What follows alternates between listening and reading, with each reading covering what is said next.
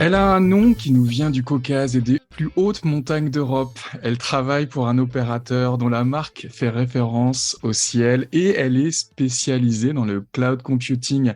Bonjour, Maria Bonjour, Gagoshvili, chef bonjour, de bonjour. produit chez Céleste, spécialisé dans le cloud computing et le cloud manager. Et on va d'ailleurs aborder ce sujet ce matin.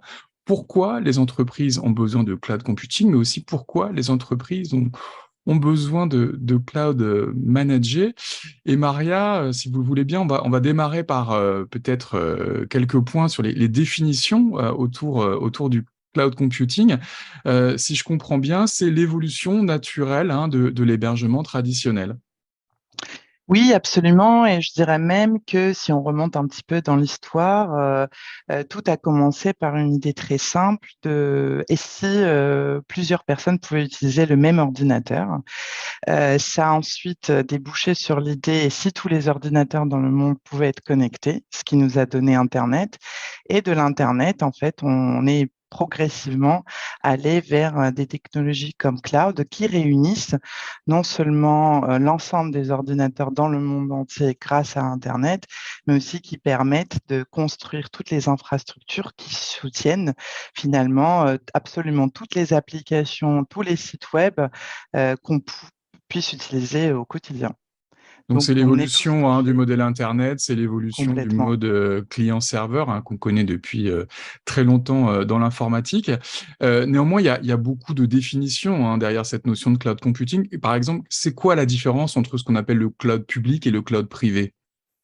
Alors, le cloud public, donc les plus grands fournisseurs de ce type de cloud sont ceux qu'on connaît très bien, AWS, Azure, Google.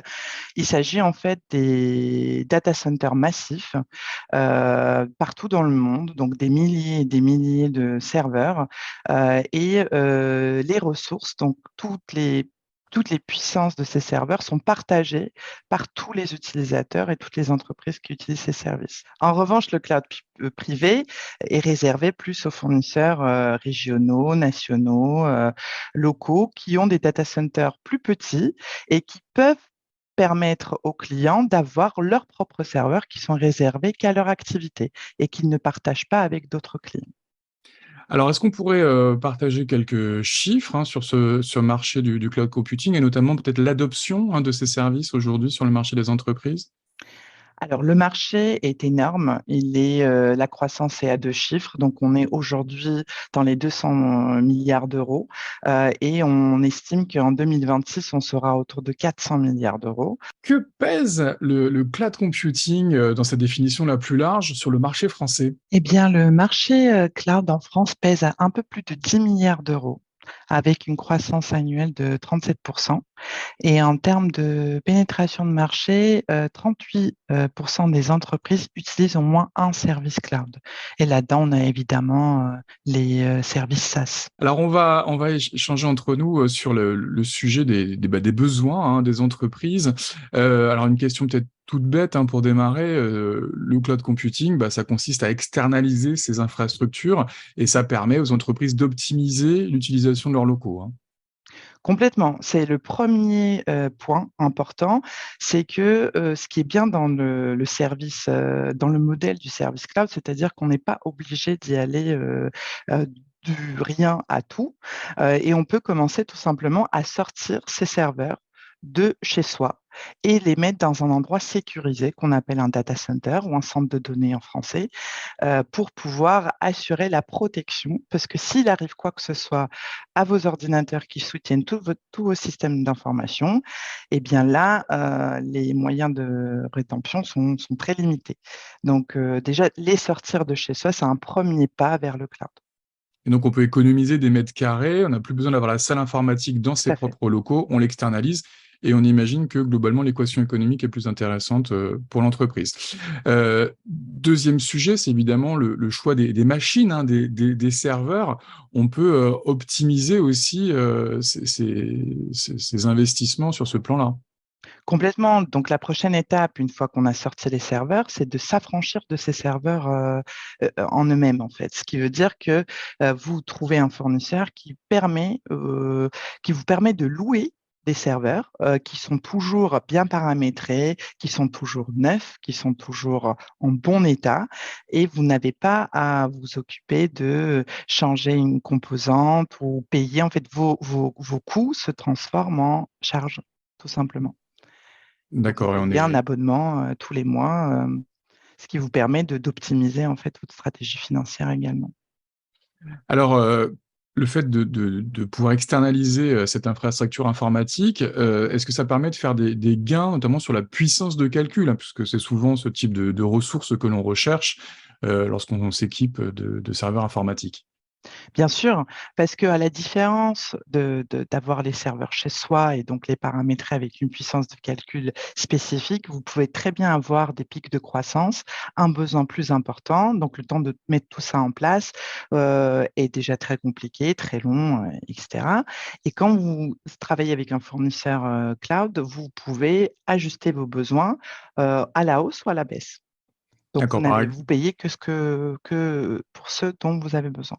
C'est ça, donc pour un pic d'activité, on va augmenter le volume de serveurs. Et une fois que le pic d'activité, type, je sais pas, des soldes ou une période commerciale intense est passée, Complètement. on peut rendre cette capacité de calcul dont on n'a plus besoin. Exactement. Forme d'élasticité.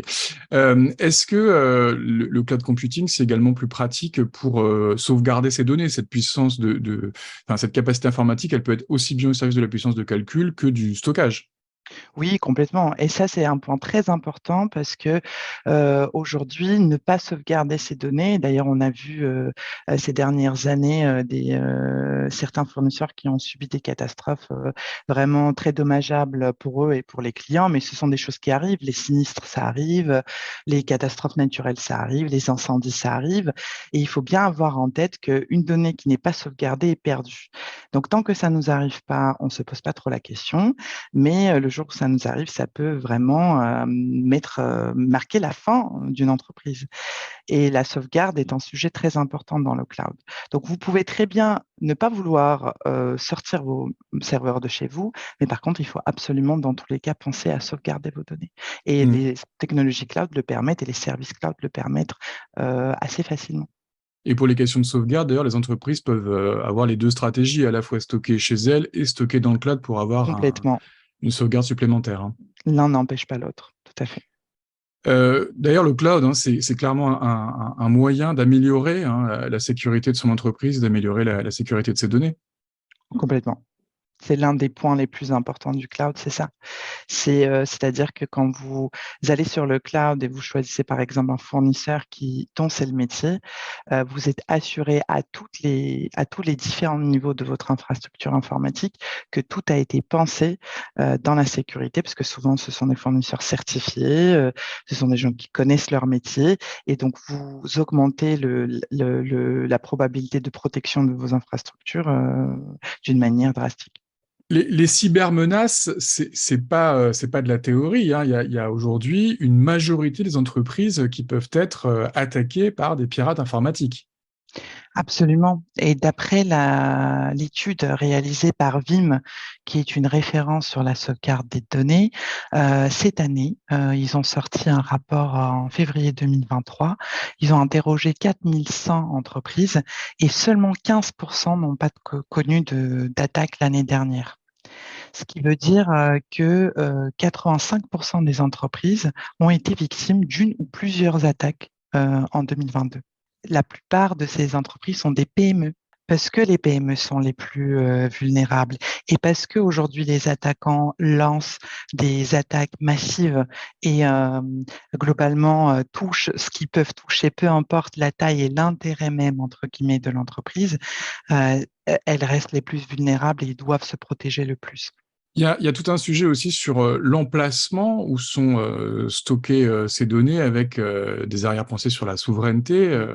Est-ce qu'aujourd'hui, le cloud, sachant que les gros opérateurs de cloud public sont souvent nord-américains, est-ce que le cloud répond à ces problématiques de beaucoup d'entreprises? Oui, tout à fait. Dans le cas de cloud privé, donc des fournisseurs nationaux, par exemple, c'est déjà le cas. Vous pouvez choisir non seulement la ville, mais aussi la baie précise où seront vos serveurs.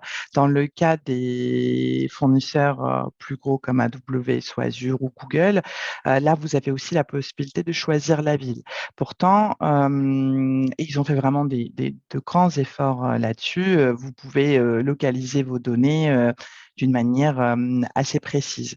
Cependant, il y a quand même ce fameux Cloud Act, donc le droit du regard du gouvernement américain C'est par ça, rapport c'est une loi américaine qui s'impose à ces entreprises américaines. exactement.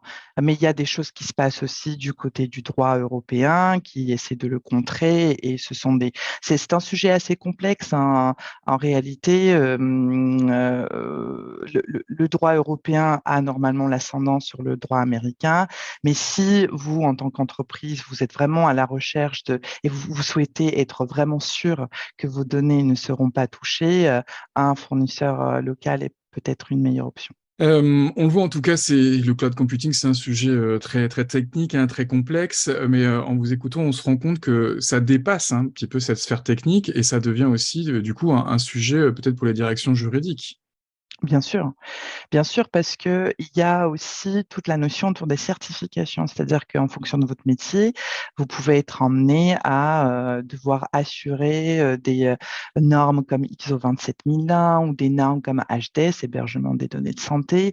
Et là, il faut être vraiment sûr que votre infrastructure informatique, votre système d'information répond à ces exigences. Donc, de ce point de vue-là, bien sûr, c'est un enjeu juridique. Et avec une évolution de la jurisprudence et de la législation Complètement. très rapide. Donc évidemment, il faut que les directions juridiques suivent tous ces sujets de très près. On parlait aussi voilà, de cette optimisation de l'espace, l'optimisation de ces machines. Est-ce que ça peut aussi avoir un impact sur, sur ces ressources humaines et sur l'activité d'un DRH? Peut-être que certaines ressources ne sont plus forcément nécessaires en interne d'une entreprise. Oui, bien sûr. En effet, ça, c'est l'une des questions majeures qui se posent dans les entreprises. C'est si aujourd'hui, je devais externaliser mes serveurs ou mon système d'information dans sa globalité à un fournisseur, qu'est-ce que je fais des équipes qui font ça depuis des années? Et la réponse n'est pas unilatérale. Dans certains cas, c'est une bonne chose parce qu'on peut enlever des tâches routinières sans beaucoup de valeur ajoutée et permettre à ces ressources humaines de se concentrer sur des projets plus importants pour l'entreprise. Et dans d'autres cas, ça nécessite peut-être une nouvelle formation, une réorganisation, mais ce sont des sujets en effet qui se posent. Alors, on a parlé du directeur juridique, du directeur des ressources humaines. Il y a aussi un acteur incontournable dans l'entreprise, c'est le directeur financier. Oui. Cette logique de passer de la possession du matériel à la location du matériel, ça va évidemment le concerner. Complètement. Et puis au-delà de la location matérielle, il y a aussi la notion des compétences, tout ce qui se passe au-dessus du matériel, donc la gestion des middleware, la gestion des machines virtuelles, etc. Ça, c'est des compétences. Et ce qui dit compétences dit des investissements dans les compétences de ces ressources humaines. Donc, très globalement, c'est un projet assez cher de devoir tout gérer en interne. Donc, d'un côté, vous avez la nécessité de maintenir les machines à jour, mais aussi de maintenir les compétences à jour. Et vu que ce sont des compétences recherchées, elles coûtent généralement assez cher. Donc, c'est aussi une optimisation financière à tout point de vue, du point de vue matériel, mais aussi du point de vue de compétences. Et le directeur financier, au-delà du coût de ses collaborateurs, il peut aussi avoir une estimation du retour sur investissement de ce type Complètement. de projet. Oui, complètement, parce que très vite, quand on fait le calcul entre ce que ça nous coûte en interne, le maintien de son système d'information et ce que ça nous coûte en externe, la rentabilité, elle est assez rapide. Et puis, vous pouvez aussi, en tant que directeur financier, prévoir vos charges mensuelles et ne pas devoir investir et amortir votre investissement sur plusieurs Mm. années. Une meilleure optimisation, évidemment, de son cash. des sujets, hein, évidemment, qui concernent la direction informatique, la direction juridique, la direction RH, la direction financière. Et du coup, la direction générale d'une entreprise doit évidemment suivre de très près, hein, ces projets de cloud computing. Bien sûr, parce que c'est tout d'abord, hein, une histoire de stratégie d'entreprise avant tout. Parce que vous soyez une entreprise qui souhaite s'occuper que de son système informatique en interne, ou que vous soyez un éditeur de logiciels dont c'est le métier, le cloud ouvre un champ de possibilités presque illimité, j'ai envie de dire. Donc, ça va impacter votre stratégie sur le long terme. Donc, le dirigeant, le PDG, le directeur général sont des personnes incontournables dans la prise de ces décisions-là.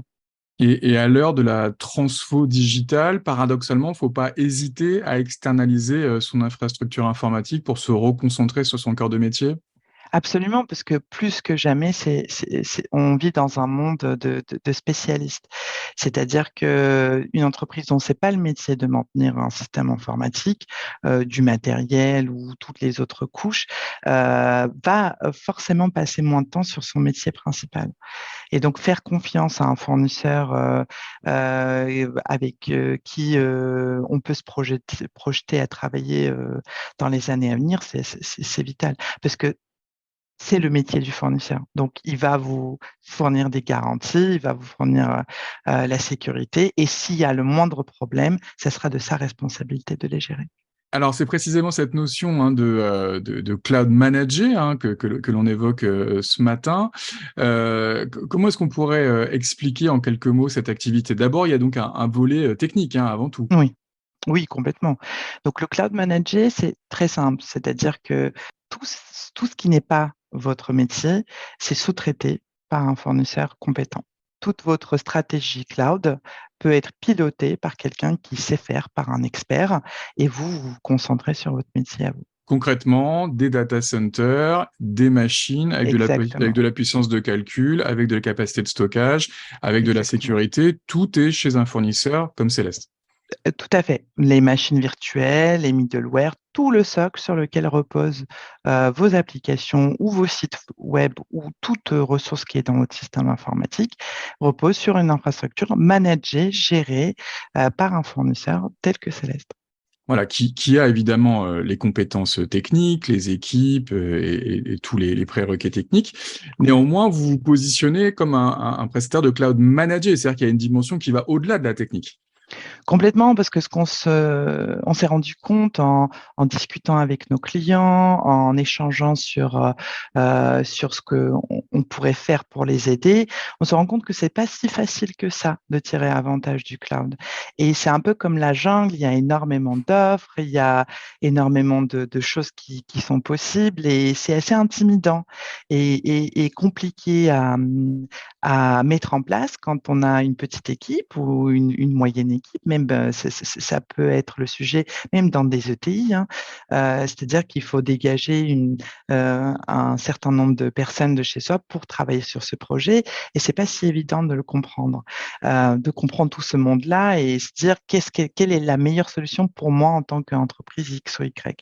Et c'est là que nous rentrons en jeu. Et nous, notre volonté, c'est pas justement de juste offrir une puissance de calcul ou juste vous louer un espace dans nos data centers innovants et certifiés et sécurisés, mais vous accompagner de bout en bout, de vous aider à construire une stratégie cloud qui vous ressemble et qui correspond à votre corps de métier. C'est ça peut être du cloud manager, mais aussi du multi-cloud manager, hein. Vous Tout à pouvez fait. proposer aussi l'accès à des clouds publics. Absolument, parce que il y a pas de. Je sais qu'il y a des camps cloud privé versus cloud public, mais dans la réalité, c'est plus cloud public et cloud privé, parce qu'en fonction de la stratégie de l'entreprise, ça peut avoir du sens de travailler avec AWS, avec Azure, avec Google, qui fournissent un nombre de solutions innovantes sans limite, et en même temps, il peut y avoir du sens et très souvent, c'est très important d'avoir aussi un fournisseur de cloud privé local qui est peut-être à une demi-heure de chez vous. Donc, on peut, au lieu de faire les versus, on peut travailler ensemble et construire des stratégies multi-cloud, cloud hybride pour coller aux besoins les plus divers de nos clients. Céleste était historiquement spécialisée dans la fibre optique, mais a fait aussi ce virage vers le cloud. Et finalement, son nom, sa marque était prédestinée hein, pour ce type d'activité. Hein. Complètement, parce que finalement, l'idée de la fibre, l'idée de l'Internet est très proche de la notion du cloud. Donc, c'est finalement un virage réfléchi et en accord avec ce qui se passe aujourd'hui dans le monde. Donc, ce virage s'est effectué via une acquisition d'un spécialiste avec plus de 25 ans d'expérience. Donc, on combine plus de 20 ans d'expérience dans la fibre de Céleste avec une expertise de plus de 25 ans dans le cloud et les infrastructures informatiques. Très bien. Eh ben, merci beaucoup, en tout cas, Maria Gagloshvili, hein, pour ce témoignage et ces Merci à vous. explications sur le cloud. On rappelle que vous êtes chef de produit cloud computing chez Céleste. Merci, Maria. Merci beaucoup.